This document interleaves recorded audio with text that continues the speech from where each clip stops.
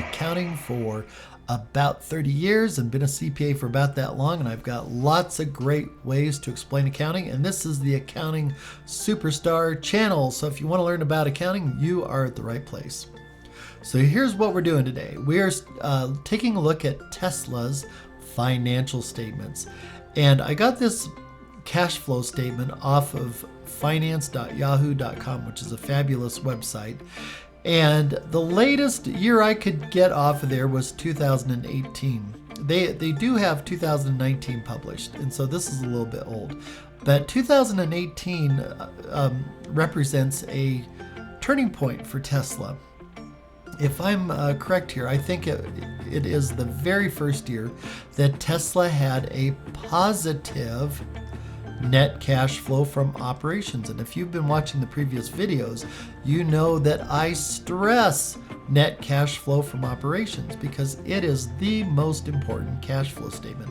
When I look at cash flow statements, that is the first place I look, easily the first place I look. If it's positive, it's a good sign. If it's negative, not so good. But before you get too excited here about Tesla having a positive cash flow from operations, we're going to look at it a little bit more deeply here in a minute. Today, Tesla is trading at $1,600.01. They're up $31.65 today.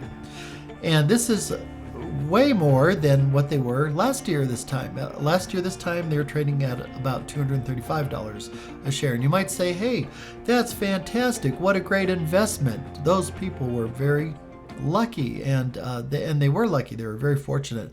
I looked at Tesla and analyzed it a bit, not too much in depth, but I felt based on their financial statements that they were not even worth $235 a share. I thought you'd have to be crazy to invest in Tesla at $235. And today it's trading at $1,601. So I still think I'm right, but a lot of people lucked out who have invested in Tesla. And I think luck might be the operative word there. So we'll see if they really are worth this much. I'm still doubtful. So going on, as you know from watching previous videos, there are only 4 ways to get money. There's only 4 sources of cash, and they are not created equal. The first way is profitable operations. That's making money from doing your job. So for Tesla, it's making electric cars. So maybe rather than profitable operations, it might best be said cash generating operations. Second one is selling assets. Now, a company called Sears has been selling off assets, and it's probably about the only way they've been able to survive this long. They've been selling off land and buildings and using that to support themselves. But what happens after you've sold all your assets? The third way to get money is to borrow it. Credit cards, take out student loans, go to the bank, borrow from mom and dad.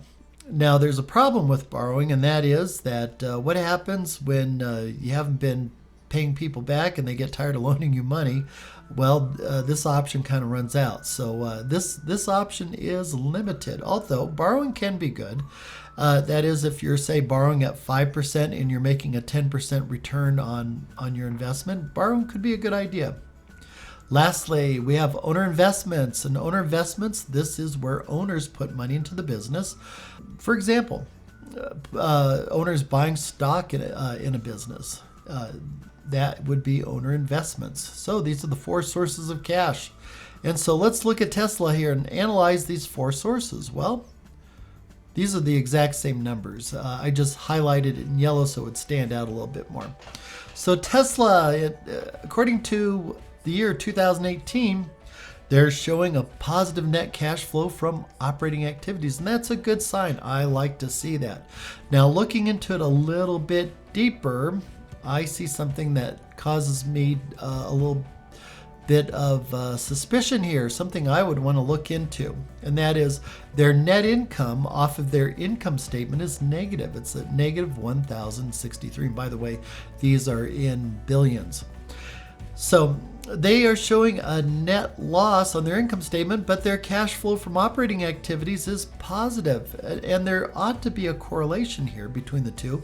You would think if you're making a net income on your income statement, which is measured by the accrual basis, that the cash flow statement would show kind of the same thing, although it's on a cash flow basis. And it's not in this case. So this is a little suspicious. Although, in a good way, net income a negative 1,063, cash flow positive 2,098. So we need to look into this and find out, well, why is this different? Well, one big difference is adding back depreciation and depletion. We haven't studied this at all yet. And this is where we add back non-cash expenses. And usually it's a pretty big source of cash here, and it is in this case too. Positive 1,901, and we'll get into that more later. Now, here is some other things.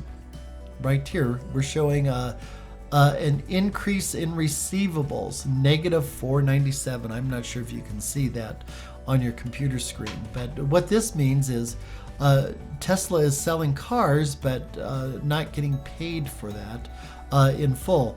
And so whenever accounts receivable increases, that is a negative cash flow. It means you're selling stuff, but you're not getting paid. Also, it looks like they're increasing their inventory, which could be good if they're going to build more cars, but bad if inventory is building up. But here's something a little bit, something I'd want to look into before I would invest in Tesla, and that is they have a big increase in accounts payable of $1,723,000,000. It looks like they haven't been paying their bills. And it works like this. If you don't pay your bills, you have a little extra money to spend. Unfortunately, that does catch up with you. So I'm not sure how long this positive cash flow from operating activities will persist. Coming down here to investing. Well, one source of money is to sell assets, but Tesla's not doing that. Tesla is buying assets, which is a really good thing. Capital expenditures is what they call it, additions to fixed assets. And I find this a really good thing. It means that Tesla is investing in themselves.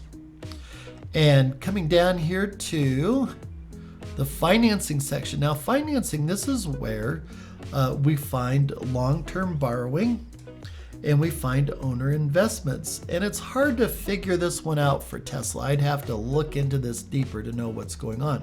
But it looks like they did borrow a lot of money here, long-term borrowings, but it was pretty much offset by reduction in long-term debt. So this was kind of a wash. So on one hand, they're borrowing money. On the other hand, they're paying it back. And not much change here.